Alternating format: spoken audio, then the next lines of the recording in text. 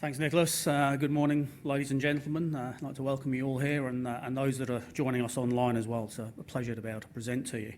I'm sort of changing the geography a little bit now. We are moving to Alaska in North America. Alaska is a mining-friendly state, so you don't need to have too many concerns there. What I'm going to do this morning is I'm going to talk to you about three things. I'm going to talk a little bit about why are we in Alaska. I'm going to talk a little bit about who we are, and then I'm going to talk a lot about what the projects are about and what our strategy is and how we plan on growing the company. So let's kick off with Alaska. Now, Alaska has got Tier 1 geology. It's got some fabulous deposits. They extend from the northern slope areas there where it has huge oil and gas resources. As you move further south, you move into a zone of strong base metals, including the world's highest grade zinc mine at Red Dog, and a very interesting copper project in the Ambler mining district, which is now the subject of a South 32 earning joint venture. And then as you move further south, you're into the Tintina gold belt, which has some of the world's largest existing gold mines, including Pogo, which is owned by Northern Star, and also some very large gold mines currently in development phase, such as Donlin. Donlin's got almost 80 million ounces of gold in resources and is now very close to final permitting and commencement of construction.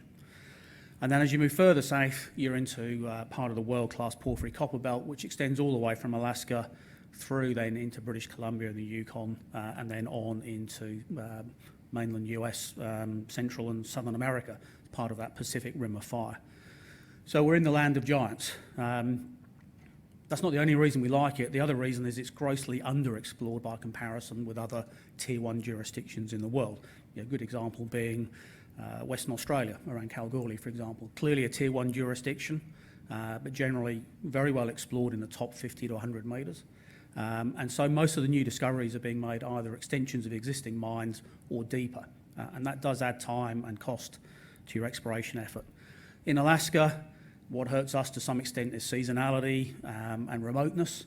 We're fortunate where our Alaska Range project is. We're not particularly remote. It's a 6-hour drive from Anchorage. 90% of that is on good quality sealed roads. But one of the great advantages of Alaska is because it's relatively immature as an exploration jurisdiction, you can still find world-class deposits at surface. So a lot of the mineralisation that I'll talk to you about in this presentation is at or very close to surface. And then finally, the third part of why we've gone here, it's a very good jurisdiction for investing. Alaska is one of the few states that is still red on the map. It's a pro-mining state, has a pro-mining governor. All of the project areas that we have are on Alaskan state mining claims. That makes permitting a lot easier. There's no federal jurisdiction involved there. And because of that good Tier 1 geology and that support for mining, there has been a lot of investment in Alaska. And that's starting to really increase in the last few years. We've seen about $160 million spent on exploration in 2019, almost $4 billion in the last 40 years. And recently about $225 million spent on mine construction and capital developments. That's of new projects. Some of that I imagine includes Pogo, but also some of that in the Ambler mining district with South 32. You don't have to take our word for it. You can see there, Northern Star, South 32, and other Australian companies have invested in this jurisdiction. So it's clearly one that has merit. I won't say too much about who we are. You can all read that a little bit later. Myself and Jason are the two technical directors. We're both geologists with cumulative experience of close to 60 years between us, often working early in our careers with larger companies, learning our skills, and then moving into the junior sector. Our executive chairman, Mark Bojanjak, he's taken a number of companies from the sort of stage that we're currently at all the way through ultimately into production and often then acquisition by other companies, and he's delivered significant returns to his shareholders over that history.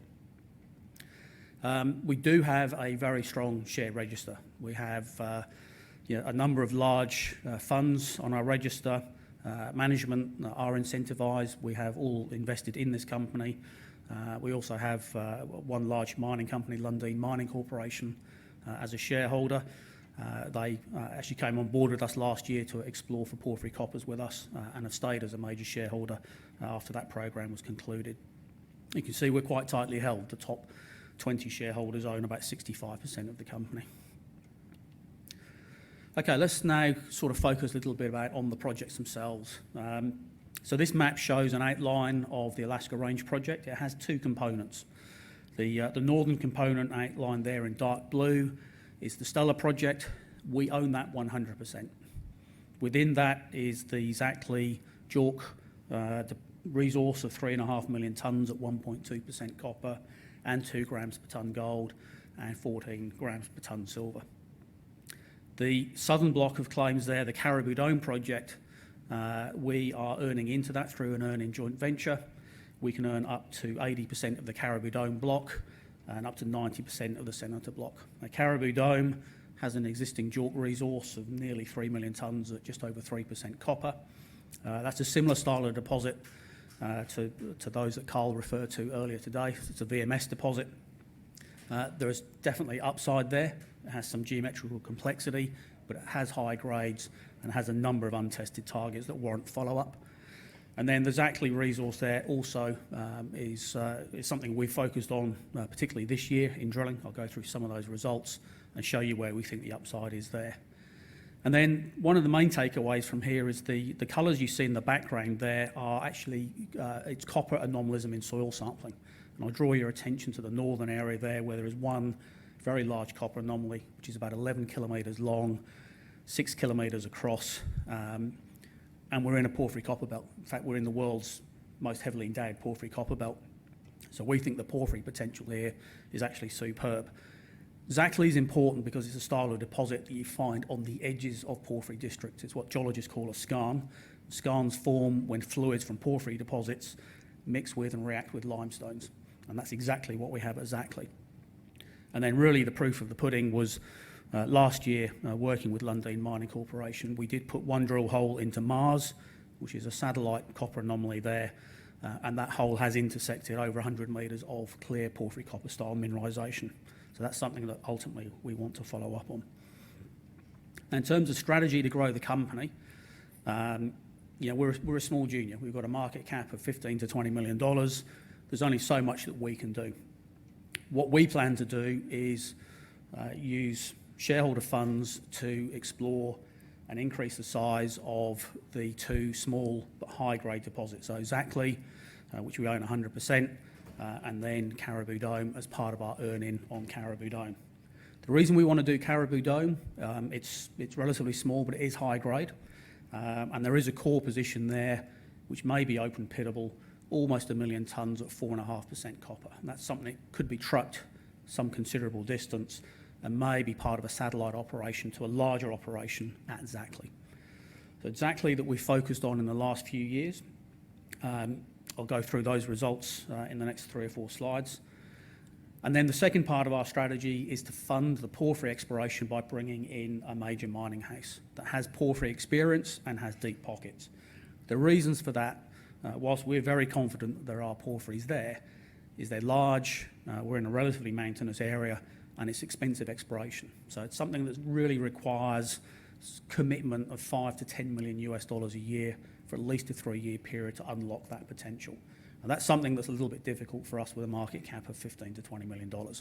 So the goal there is to bring in a party that has the fiscal and technical capacity to help unlock that potential, but only give them equity at the project level once they've completed such a large program. So there's no dribbling out of equity on the project on the way. So Zackly itself, the whole system extends over almost 3 kilometres east to west. You can see the bottom right there is a photograph of what the terrain looks like.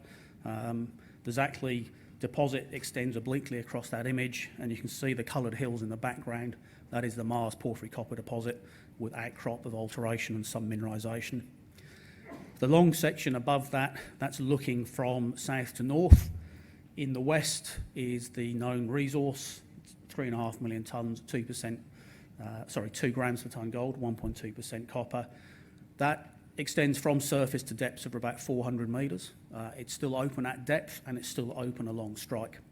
The mineralisation there is generally subvertical, about 5 metres true thickness, and is predominantly very high tenor copper sulphides, mainly bornite and some chalcocite, and free milling gold. Now, we haven't done any metallurgy on that ourselves yet, but this deposit was discovered and drilled in the early 1980s, and early metallurgy from that period did deduce that the majority of the gold was free milling and quite coarse grained.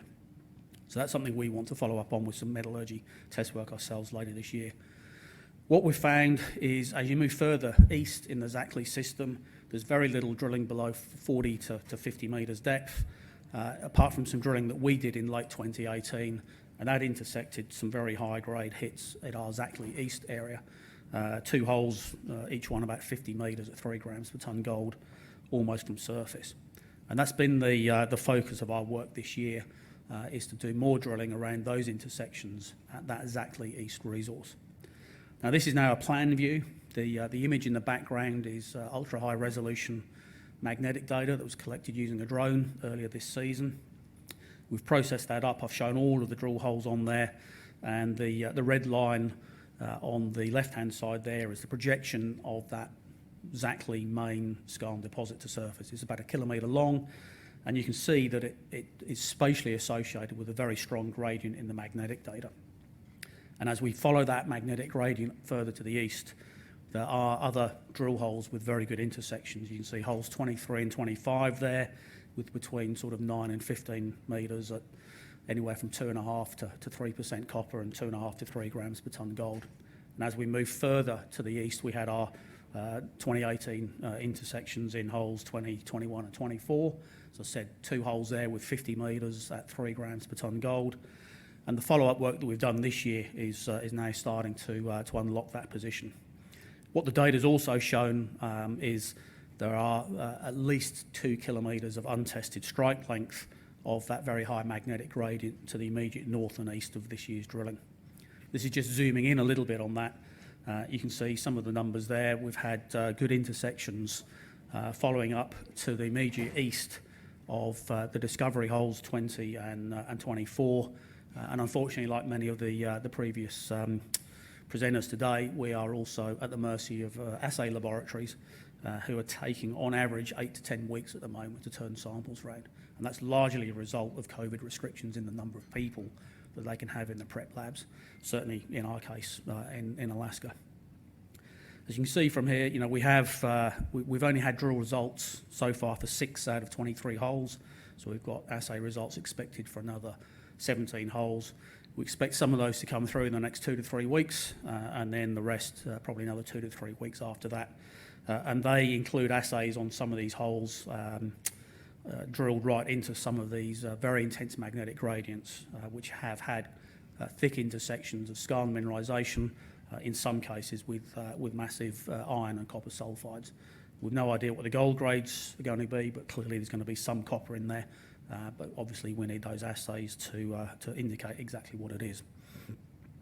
So that's sort of the focus then for growth at Zackly will be a lot more drilling on those untested target zones and continuing to follow up on these intersections.